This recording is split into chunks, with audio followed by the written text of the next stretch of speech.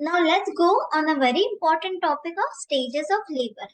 अभी पहले हम ये थोड़ा समझ लेते हैं कि जो लेबर प्रोसेस होता है उसमें कुछ स्टेप्स होते हैं और उन स्टेप्स के ऊपर से स्टेजेस डिफाइन करते हैं, राइट? तो पहले तो स्टेज मतलब कितने और कैसे है. So actually there are 3 stage, but now even the 1 hour after delivery is considered as fourth stage. So total there are 4 stages of labor. अब कौन सी स्टेज में क्या चीज होती है वो देखते हैं. Stage 1 starts from onset of true labor pain and ends with full dilatation of cervix. मतलब लेडी को जब से पेन या कॉन्ट्रैक्शन स्टार्ट होते हैं तब से लेके जब तक सर्विक्स कंप्लीटली डायलेट ना हो जाए तब तक वो स्टेज होता है स्टेज 1. जैसे आप डायग्राम में देख सकते हो कि यूट्रस और cervix, the cervix relaxes causing it to dilate and thin out. एकदम डायलेट मतलब फैलता है सर्विक्स, और थिन आउट मतलब पतला हो जाता है. तो ये सब चीजें जाती है स्टेज 1 में. स्टेज 2 में क्या होता है?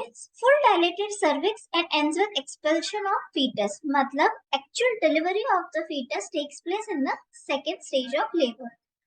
जो यूट्राइन कॉन्ट्रैक्शंस होते हैं वो बहुत स्ट्रांग होते हैं और पुश करने के लिए लेडी को एनकरेज किया जाता है so that fully dilated cervix में से फीटस पूरी तरह से बाहर एक्सपेल हो जाए. तो ये स्टेज होता है सेकेंड स्टेज. और जो थर्ड स्टेज ऑफ लेबर है वो बिगिंस आफ्टर एक्सपेल्शन ऑफ फीटस. मतलब फीटस कंप्लीटली एक्सपेल हो चुका है एंड एंड होता है विद एक्सपेल्शन ऑफ प्लासेंटा. अब हमें पता है कि फीटस के बाद जो अम्बिलिकल कॉर्ड है उसके बाद जो बाहर आता है that is post delivery of the foetus placenta is expelled out, right? So let's revise the 3 stages of labor. Stage 1 is representative from onset of true labor pain and ends with full dilatation of cervix. Stage 2 में expulsion of fetus होता है and stage 3 में placenta is expelled out. अब हम primi और multi para में इसके stages के टाइम देखते हैं. जब भी फर्स्ट लेबर होता है, फर्स्ट टाइम अगर लेडीज अंडरगोइंग लेबर, तो उसका फर्स्ट स्टेज में extend up to 12 hours, second stage 2 hours और थर्ड स्टेज 15 मिनट्स. सिमिलरली अगर मल्टी पैरा है तो ये टाइम बहुत डिफरेंट होता है. जैसे कि first stage that is onset of true labour pain and full dilatation 6 hours, मतलब हाफ द टाइम में हो जाता है. अब हमें यहाँ पे ये समझना है मल्टी पैरा में ऑलरेडी एक बार लेडी ये प्रोसेस से जा चुकी है, इसलिए सर्विक्स इतना भी टाइट नहीं होता है और इसलिए वो डायलेट जल्दी हो जाता है. Second stage that is expulsion of fetus that takes place 2 hours in primary and half an hour in multipara. Third stage is common, that is expulsion of placenta, and that is same in both the primary and multipara. Now fourth stage, it is representative of at least 1 hour after the expulsion of the afterbirth. That is placenta expel होने के बाद एक observational phase होता है lady का, that is the fourth stage, and that is around 1 hour. I guess I'm clear. Now Braxton हिक contractions. अब ये क्या होता है? जब भी लेबर या प्री लेबर स्टेज में लेडी होती है तब उसे कोई फॉल्स लेबर पेन फील होते हैं, उसे ही बोलते हैं ब्रैक्सटन हिक कॉन्ट्रैक्शंस. डेफिनेशन क्या है? Irregular infrequent spasmodic painless contractions of uterus without any effect on dilatation of cervix is called Braxton हिक कॉन्ट्रैक्शन. मतलब क्या? इरेगुलर मतलब शायद दिन में 2-3 बार आए, 4-5 बार आए, बट उसका कोई टाइम नहीं है कि हर 10 मिनट में आना है, हर हाफ एन आवर में आना है, ऐसा कोई टाइम नहीं है. Irregular infrequent. और स्पाज्मोडिक मतलब स्पाज्म, मस्कुलर स्पाज्म होता है उस टाइप का पेन फील होना, वो पेन लेस ही होता है मोस्टली. और जो यूट्रस होता है वो हार्ड फील होता है तभी व्हेन देयर आर कॉन्ट्रैक्शंस. लेकिन सबसे इंपॉर्टेंट पार्ट जो ब्रैक्सटन हिक और ट्रू कॉन्ट्रैक्शंस में डिफरेंस है वो है कि ब्रैक्सटन हिक्स का जब पेन आता है तभी सर्विक्स डायलेट नहीं होता है. There is no effect on dilatation of cervix. मतलब कि ये फॉल्स लेबर पेन है, ये लेबर को बिल्कुल भी हेल्प आउट नहीं करते जो ब्रैक्सटन हिक कॉन्ट्रैक्शंस है. क्योंकि ट्रू लेबर पेन कब होता है, जब कॉन्ट्रैक्ट भी होता है और सर्विक्स भी डायलेट होता है। जब दोनों चीजें साथ में होती है तो उसे ट्रू लेबर पेन बोलते हैं और उसके बाद ही लेबर होगा। बट अगर सिर्फ पेन है, कॉन्ट्रैक्शंस है, इरेगुलर है, स्पाज्मोडिक है और सर्विक्स डायलेट नहीं हो रहा है उस पेन से, तो that is called as Braxton Hick contractions. इसको प्रैक्टिस कॉन्ट्रैक्शंस बोलते हैं, फॉल्स कॉन्ट्रैक्शंस बोलते हैं। और ये जो होता है इसमें patient is not conscious about the contractions. कुछ पेशेंट बहुत सेंसिटिव होते हैं तो उन्हें फील होता है, रेदर देन कुछ पेशेंट को ये बिल्कुल फील नहीं होता है। और ये जो ब्रेक्सटन है कॉन्ट्रैक्शंस, ये through out pregnancy, that is 16 weeks या सेकेंड टाइमेस्टर से स्टार्ट होके अप टू लेबर कभी भी होता है। बीच बीच में on and off mild pain होता है या स्पाज्मोडिक पेन होता है, यूट्रस कॉन्ट्रैक्ट होता है, यूट्रस हार्ड होता है। This is a physiological phenomena. It is very common in pregnancy. जो प्रेगनेंसी और लेबर में सबसे इम्पोर्टेंट पार्ट प्ले करता है वो होता है इंट्रायूट्राइन प्रेशर। मतलब क्या, यूट्रस के अंदर जो प्रेशर डेवलप होता है जिसकी वजह से लेबर इनिशिएट होता है उसे बोलते हैं इंट्रायूट्राइन प्रेशर। एज ब्रेक्सटन हिक कॉन्ट्रैक्शन फॉल्स कॉन्ट्रैक्शन होते हैं, उसके वजह से लेबर बिल्कुल प्रोग्रेस नहीं होता है। उसका अगर हम मेजर करें तो that pressure is just 8 mmHg। अब हम इंट्रायूट्राइन प्रेशर के बारे में और चीजें देखते हैं। जैसे मैंने समझाया कि यूट्रस के अंदर जो प्रेशर क्रिएट होता है that accelerates the labour, it is called as intrauterine pressure. First stage जब भी डायलेटेशन होता है सर्विक्स का, तभी ये प्रेशर होता है 40 to 50 mmHg। और उसके बाद जब सेकेंड स्टेज में फीटस को बाहर पुश करना है तब ज्यादा प्रेशर की जरूरत होती है, तो प्रेशर होता है डबल, दैट इज 100 to 120। और थर्ड स्टेज जब प्लासेंटा है, that is also very important क्योंकि वो एक्सपेल आउट होना चाहिए, that is the by products या आफ्टर बर्थ प्रोडक्ट्स। तो उसके लिए भी जो प्रेशर होता है इंट्रायूट्राइन वो होता है 100 to 120। ओके, तो हमने जैसे समझा, थोड़ा रिवाइज करते हैं। ब्रेक्सटन हिक्स कॉन्ट्रैक्शन के टाइम प्रेशर होता है ओनली 8 mmHg। फर्स्ट स्टेज में 40 to 50 mmHg। सेकेंड स्टेज में ये कॉन्ट्रैक्शन इंट्रायूट्राइन प्रेशर होता है 100 to 120 एंड थर्ड स्टेज में भी ये होता है 100 to 120 mmHg। अब हम समझते हैं कि ये जो कॉन्ट्रैक्शंस होते हैं जो एक्चुअली लेबर के टाइम पाए जाते हैं वो कैसे होने चाहिए, कौन से फॉर्म में और कितनी फ्रीक्वेंसी में होने चाहिए। तो एडिक्वेट या आइडियल यूट्राइन कॉन्ट्रैक्शंस कितने होते हैं, तो 3 कॉन्ट्रैक्शन होने चाहिए 10 मिनट में। ओके, और एक जो कॉन्ट्रैक्शन होगा वो एटलीस्ट 45 सेकेंड्स तो भी रहना चाहिए। कॉन्ट्रैक्शन मतलब आप सिंपल भाषा में ये समझिए, यूट्रस के जो मसल्स होते हैं वो कॉन्ट्रैक्ट करते हैं सो दैट फीटस बाहर पुश किया जाए। ठीक है, तो वो हर 10 मिनट में 3 कॉन्ट्रैक्शंस और एक कॉन्ट्रैक्शन का टाइम 45 सेकेंड्स। ये एक एडिक्वेट यूट्राइन कॉन्ट्रैक्शन है फॉर द डिलीवरी। अब कब कभी का क्या होता है, कुछ पेशेंट के यूट्रस ओवर कॉन्ट्रैक्टेड होता है, हाइपर एक्टिव यूट्रस बोलते हैं, उसकी वजह से हर एक एक 2-2 मिनट में कॉन्ट्रैक्शंस आना लग जाते हैं। तो उस स्टेज को बोलते हैं टैकीसिस्टोल, which is defined as more than 5 contractions in 10 minutes। अब ये बात तो सही है कि पेन या कॉन्ट्रैक्शंस आने चाहिए ड्यूरिंग लेबर, सही, लेकिन अगर वो 5 से ज्यादा हो जाए तो वो अबनॉर्मल है। क्योंकि आप ये बात समझिए कि यूट्रस तो पुश कर रहा है फीटस को बाहर लाने के लिए, लेकिन फीटस भी एक लाइफ है, उसके ऊपर भी प्रेशर उतना ही क्रिएट होता है during the process of labour. तो जितना पेन या जितना सफरिंग एक वुमेन को करना पड़ता है ड्यूरिंग लेबर, उतना ही प्रेशर एक फीटस के हेड और फीटस के बॉडी पे भी होता है, just because that uterine contraction के अंदर होता है फीटस, राइट। तो अगर 6 या ज्यादा यूट्राइन कॉन्ट्रैक्शन आने लगे 10 मिनट में तो fetus can go into a distress, तो उसे बोलते हैं फीटल डिस्ट्रेस। और सबसे common sign of fetal distress is meconium. तो डिस्ट्रेस में जाने की वजह से फीटस जो होता है वो स्टूल पास कर देता है और उसके वजह से जो एमनियोटिक फ्लूइड है वो मेकोनियम स्टेन होता है। ओके, मैं फिर से रिपीट करती हूँ, जो कॉन्ट्रैक्शंस होते हैं that is the pain which initiates the labour, that is the true labour pain. जो adequate for normal delivery is 3 contraction जो 10 मिनट्स में होने चाहिए और एक कॉन्ट्रैक्शन का ड्यूरेशन 45 सेकेंड्स होना चाहिए। Tachysystole is defined as more than 5 contractions in 10 minutes, और अगर 6 से भी ज्यादा अगर यूट्रस कॉन्ट्रैक्ट कर रहा है तो दैट में lead to fetal distress. Now few important things is pre labour stage.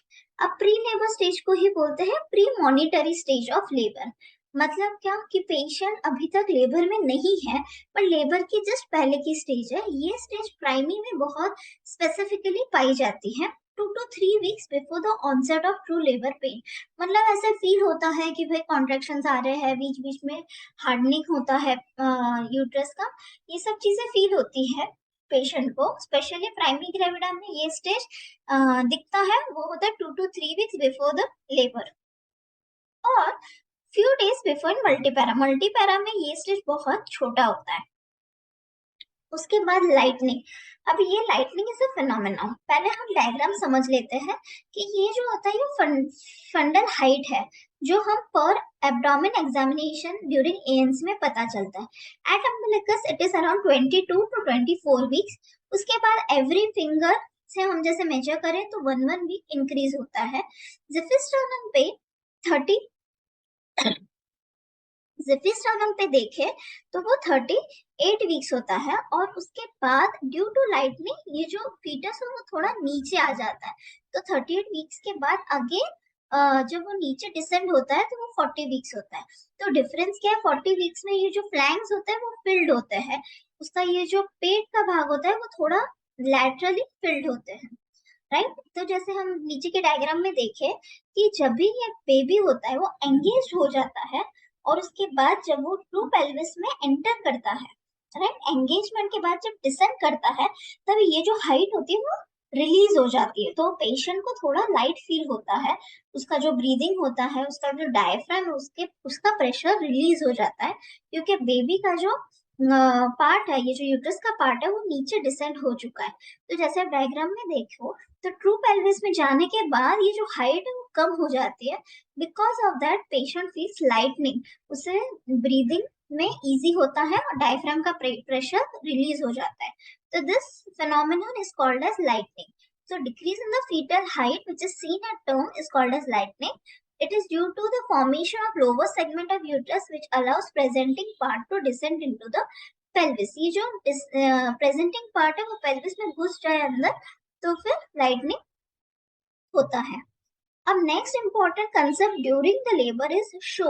अब बहुत बार आपने सुना होगा कि शो प्रेजेंट है, show is present in the patient. तो शो का मीनिंग क्या होता है, with the onset of labour, जब लेबर स्टार्ट होता है there is profuse cervical secretions. Cervix में से कुछ सिक्रीशंस होते हैं. तो एक्सपेल्शन, ये सिक्रीशंस को जब वो एक्सपेल होता है, so expulsion of cervical mucus plug which is mixed with blood is called as show. तो जैसे आप डायग्राम में देख सकते हैं कि ये जो लोअर पोर्शन ऑफ यूट्रस है दैट इज सर्विक्स, उसके बीच में यहाँ पे दो लिप्स ऑफ सर्विक्स के बीच में म्यूकस प्लग होता है. And this expulsion of cervical mucus plug it is called as show.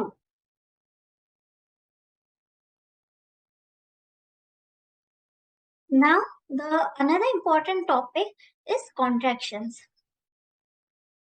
Pacemaker of uterine contractions is situated in the region of tubal ostia from where waves of contractions spread downwards. अब ये जो contract होता है uterus during the labour, उसका जो pace maker होता है, मतलब स्टार्टिंग पॉइंट या इंजन बोल सकते हो, वो कहाँ होता है, जैसे डायग्राम में ट्यूबल ऑस्टिया मतलब ट्यूबल ओपनिंग के पास. ठीक है. और intra amniotic pressure rises about 20 mmHg during uterine contraction. अब प्रीवियसली हमने जो देखा था वो इंट्रा यूट्राइन प्रेशर था, अब जो है वो intra amniotic pressure. So good relaxation occurs in between the contractions to bring down the intra-amniotic pressure to less than 8 mmHg. अब हम समझे कि जैसे हमने देखा contractions 10 minutes में 3 आना is a good contraction, adequate contraction. तो दो कॉन्ट्रैक्शन के बीच का जो टाइम होता है that is relaxation. Right. Contraction is followed by relaxation. And ये जो गुड रिलैक्सेशन को डिफाइन कैसे करेंगे, जब ये इंट्रा एमनियोटिक प्रेशर जो कॉन्ट्रैक्शन का टाइम 20 mm था वो जब 8 mmHg के नीचे हो जाता है तो there is a good relaxation of uterus. In the first stage, contractions last for about 30 seconds. जैसे हमने समझे थे ये कॉन्ट्रैक्शन 45 सेकेंड्स के एडिक्वेट है, लेकिन जब स्टार्टिंग में होता है लेबर का, जस्ट पेशेंट एंटर हुई है लेबर में, तो कॉन्ट्रैक्शन 30 सेकेंड्स के होते हैं। स्लोली स्लोली कॉन्ट्रैक्शन का ड्यूरेशन, फ्रीक्वेंसी दोनों इंक्रीज हो जाता है, और सेकेंड स्टेज में कॉन्ट्रैक्शन सबसे ज्यादा होते हैं और वो ज्यादा टाइम के लिए भी होते हैं। In early stage of labor, contractions come at the interval of 10 to 15 minutes. Then second stage में it comes after every 2 to 3 minutes. Main events जो first stage में होता है वो क्या है? एक तो पहला dilatation और effacement होता है cervix का, full formation होता है lower uterine segment का। ये दो important चीज है, dilate होता है पहले cervix और efface हो जाता है। efface होना मतलब thin होना, और second important thing जो होता है वो होता है lower uterine segment का form हो जाना for the labor. Changes in first stage of labor are due to estrogen, progesterone and relaxin. These three hormones are the probable cause of labor and ये जो first stage में hormonal change किस में दिखते हैं, तो it is due to estrogen, progesterone and relaxin. I guess I'm clear till now. हम थोड़ा सा रिवाइज करेंगे about labor. पहले हमने देखा stages of labor. Stages defined as from the onset of true labor pain to full dilatation of cervix, then from dilatation of cervix to expulsion of fetus, and third stage expulsion of fetus to expulsion of placenta. Fourth stage is 1 hour, that is observational stage after expulsion of afterbirth. Timings are different. फिर हमने Braxton hip contractions देखे थे, मतलब contractions तो है, pen है, but dilatation cervix पे कोई इफेक्ट नहीं है। इसे फॉल्स लेबर पेन बोल सकते हैं, प्रैक्टिस कॉन्ट्रैक्शंस बोल सकते हैं।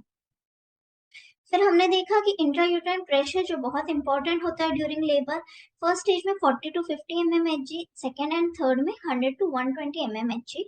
फिर uterine contractions ideally adequate to enhance the labour is 3 contractions in 10 minutes at lasting for 45 seconds. अगर कॉन्ट्रैक्शन ज्यादा हो तो उस स्टेज को बोलते हैं टैकीसिस्टोल, और अगर बहुत ज्यादा हो तो वो फीटल डिस्ट्रेस को भी कॉज कर हो सकता है। फिर हमने देखा कभी कभी प्राइमरी में प्री लेबर स्टेज पाया जाता है, 2 to 3 वीक्स पहले होता है वो। Lightning is due to descent of fetus into the true pelvis, or show is the mucus plug of cervix that is expelled out with the onset of labor. फिर हमने contractions के बारे में देखा कि पेस मेकर होता है tubal ostia, और फिर जो कॉन्ट्रैक्शन होता है वो स्प्रेड होता है डाउनवर्ड्स। इंट्राएम्नियोटिक प्रेशर जो होता है वो इंक्रीज हो जाता है during contraction, it is 20 mmHg। फिर रिलैक्सेशन के time it is below 8 mmHg। Contractions first stage में कम होते हैं, 30 सेकेंड्स ही लास्ट होते हैं, धीरे धीरे उसका ड्यूरेशन बढ़ जाता है, और फर्स्ट स्टेज में it is hardly for 10 to 15 minutes. In second stage it comes every 2 to 3 minutes. अगर इवेंट्स देखा जाए कि फर्स्ट स्टेज में क्या क्या चेंजेस होते हैं, तो याद रखना सर्विक्स और लोअर सेगमेंट ऑफ यूट्रस है, इनमें चेंजेस होते हैं। और ये चेंजेस क्यों होते हैं, तो एस्ट्रोजन, प्रोजेस्टेरॉन और रिलैक्सिन के कारण। बाकी का टॉपिक हम जो आगे का लेबर के इंपॉर्टेंट पॉइंट्स है नेक्स्ट सेशन में रिवाइज करेंगे, डिस्कस करेंगे। ये बार बार रीड कर लेना और नेक्स्ट सेशन सुनने से पहले ये रिवाइज कर लेना। Thank you.